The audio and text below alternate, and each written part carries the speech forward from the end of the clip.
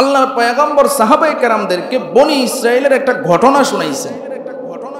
ও সাহাবীরা, তোমরা শুনো, বনি ইসরাইলের এক লোকের কাছে ধার চাইতে গেছে, টাকা, করজ, ঋণ চাইতে গেছে।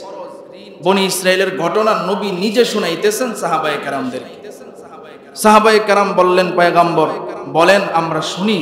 বলে, বনি ইসরাইলের এক লোকের কাছে টাকা ধার চাইতে গেছে। একটা সমস্যায় পড়ছে, যার টাকা আছে তার কাছে গেছে যে ভাই আমার এই সমস্যা, আমাকে 1000 দিরহাম স্বর্ণ দেন, আমি আমার এই কাজটা যেন পরিপূর্ণভাবে শেষ করতে পারি। এই 1000 দিরহাম স্বর্ণ চাওয়ার জন্য যখন গেছে, তখন যিনি ঋণ দিবেন তিনি বলতেছে, শোনো, আমি যে তোমাকে ঋণ দিব সেই কারণে কিছু লোক দরকার যারা সাক্ষী হিসাবে থাকবে। বনি ইসরাইলের যেই লোক ঋণ চাইতে গেছে তিনি বলে, সাক্ষী কারো দরকার নাই, সাক্ষী আল্লাহই যথেষ্ট। জুড়ে বলেন সুবহানাল্লাহ।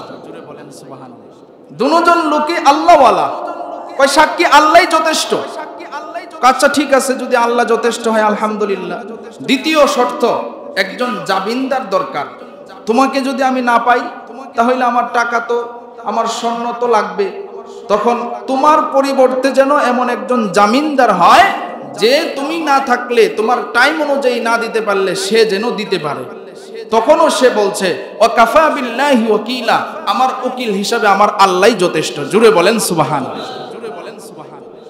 তখন যিনি ঋণ দিবেন, যিনি এই 1000 দিরহাম দিবেন, তিনি বলতেছে, আলহামদুলিল্লাহ, আমি মেনে নিলাম, সাক্ষীও আল্লাহ, উকিলও আল্লাহ, ঠিক আছে, আমি বিশ্বাস করলাম। এই যে নাও 1000 দিরহাম। 1000 দিরহাম তাকে দিয়ে দিল। সে 1000 দিরহাম নিয়া সফরে চলে গেছে। সফর আবার এরকম রাস্তা দিয়া না, নদী পথে সফর, পানির উপর দিয়ে সফর করতে হয়। তখন সফরে যখন গেছে, অনেক দূর নদী পার হয়ে আরেক এলাকায় চলে গেছে। ওই এলাকায় তার যে প্রয়োজন ছিল, হাজত ছিল, সেইগুলা প্রয়োজন পুরা করার পর এখন অনেক দিন চলে গেছে, তার যে মেয়াদ ছিল মেয়াদও শেষ, এখন টাকা দেওয়ার সময় হয়ে গেছে। এখন ওই বনি ইসরাইলের লোকটা তখন নদীর পাড়ে আইছে। নদীর পাড়ে আইসা দেখে নদীর পাড়ে কোনো লঞ্চ নাই, জাহাজ নাই, স্টিমার নাই, কিচ্ছু নাই। সে যে নদীর এই পারে আসবে এরকম কোনো ব্যবস্থা নাই। টাকা পরিশোধের সময় হয়ে গেছে। আরেকদিকে পানি, সে আসবে কিভাবে? কোনো বাহনই তো নাই, লঞ্চ নাই, জাহাজ নাই, স্টিমার নাই। কিন্তু সে এখন চিন্তা করতেছে, হাই রে, আল্লাহরে উকিল বানাইলাম, আল্লাহরে সাক্ষী বানাইলাম, এখন যদি আমি সময় মতো টাকাটা না দিতে পারি, লোকটা যদি আবার আল্লাহরে দোষে, যে আল্লাহর দোহাই দিছে, কেমন খারাপ, সে টাইম মতো টাকাটা দেয় না। এবার ওই লোকটা আল্লাহরে ডাক দিয়া কয়, আল্লাহ,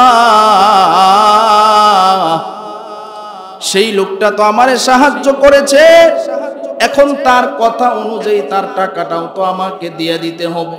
কিন্তু আল্লাহ, আমি কিভাবে পার হব? আমার কাছে তো কোনো কিছু নাই, লঞ্চ এখানে নাই, স্টিমার নাই, জাহাজ নাই, কিভাবে আমি নদীটা পার হব? এবার হঠাৎ করে দেখে তার সামনে একটা কাঠ আইসা হাজির হয়ে গেছে। একটা খাটের টুকরা আইসা নদীর কিনারে দাঁড়ায় রইছে। ওই খাটের টুকরাটা সে হাতে নিয়েছে, কিতাবের মধ্যে লেখে এই খাটের টুকরাটা হাতে নিয়া এই খাটের টুকরাটা একটা ছিদ্র করছে, ছিদ্র কইরা 1000 দিরহাম স্বর্ণ এটার ভিতরে ঢোকায়া দিছে। এরপরে একটা চিঠি লেখছে, আমি অমুক তোমার কাছ থেকে ঋণ নিয়েছিলাম, এই যে আমি 1000 স্বর্ণ দিরহাম আমি এখানে দিয়া দিলাম, তুমি আমার এই স্বর্ণগুলা গ্রহণ করবা। এবার সে খাটটা নদীর মধ্যে ছেড়ে দিয়েছে। আল্লাহর কি কুদরত, নদীর এই পার থেকে খাট ওই পারে চলে গিয়েছে।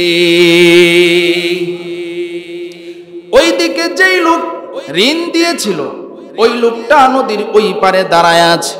আজকে তো আমাকে ঋণ পরিশোধ করার কথা, যে আমার থেকে স্বর্ণ নিয়েছিল ওই লোকটা তো আজকে আমাকে স্বর্ণ দেওয়ার জন্য আসবে। এবার নদীর ওই পারে দাঁড়ায় রয়েছে, কিন্তু না, তাকায় দেখে কোনো লোক আসে না। হঠাৎ করে দেখে তার সামনে একটা খাট দেখা যায়।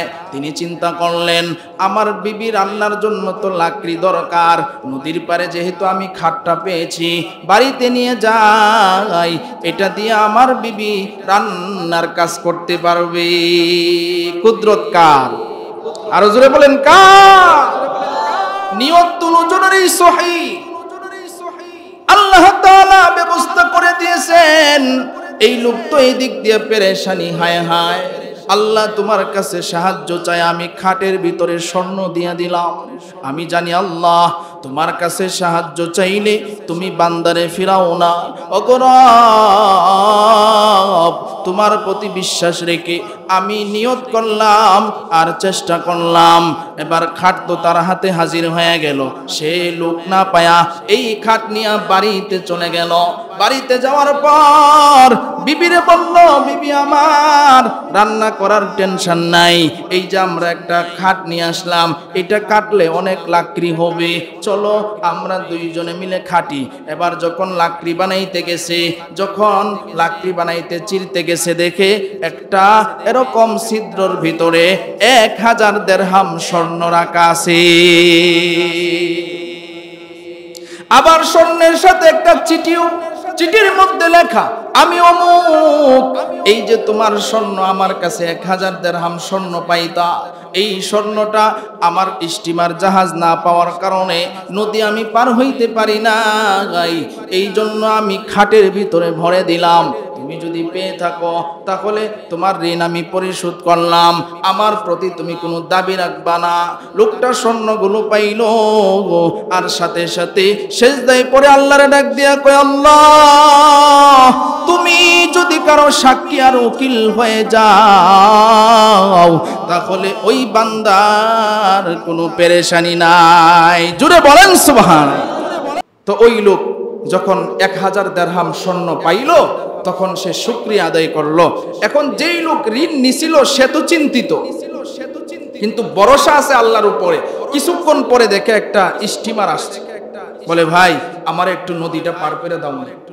সে আরো 1000 দিরহাম স্বর্ণ নিয়া যেই লোকের কাছ থেকে ঋণ নিছিল তার কাছে চলে গেছে, গিয়ে সাক্ষাৎ করছে, কো ভাই আমি তো সময় মতো আপনার টাকাটা নিয়ে আসতে পারি নাই, এর কারণ হচ্ছে আমি যে আসবো নদী পার হয়ে কোনো জাহাজ, স্টিমার, লঞ্চ এগুলা পাই নাই, এখন আমি পেয়েছি, এখন আপনার কাছে এসেছি।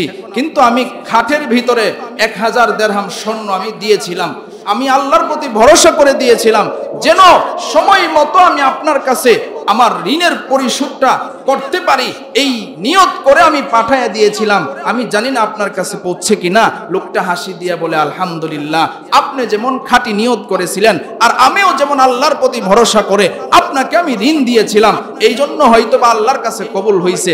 আমি খাটের ভিতরে 1000 দিরহাম স্বর্ণ পেয়ে গেছি। জুড়ে বলেন সুবহানাল্লাহ। তাহলে দেখেন, ইন্নামাল আমালু বিন্নিয়াত, নবী বলছেন সমস্ত কাজ নিয়তের উপরে নির্ভরশীল।